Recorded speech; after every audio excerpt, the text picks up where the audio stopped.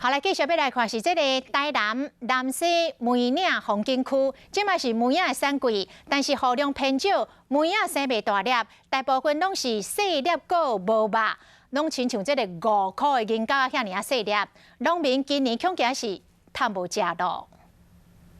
行入梅仔园看板落的梅仔，大部分拢像安尼真细粒。这个梅仔这吼，应该它有伫迄个小 S 呢。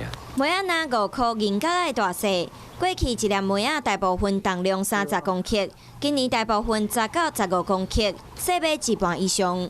爱落掉的，落到涂骹啊，是，嘛搁做细粒的。足细粒，安尼无效，迄个袂大。通常农民会以银角来做梅仔的分级，5颗银角是 S，10颗银角是 N，50颗银角是 L， 搁较大的就是2L。今年拢办无2L，这种比例会使讲是30年以来的头一摆。啊，你上细粒做开，迄个较来品质，较来嘛较无啊水。今年细粒，要选择迄个吼，较有肉安尼真少，真歹选择。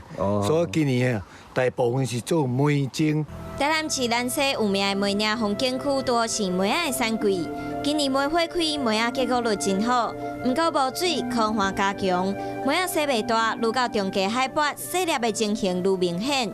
梅仔的果子肉少，无法度充分加工，严重冲击供需市场，嘛影响到农民的收入。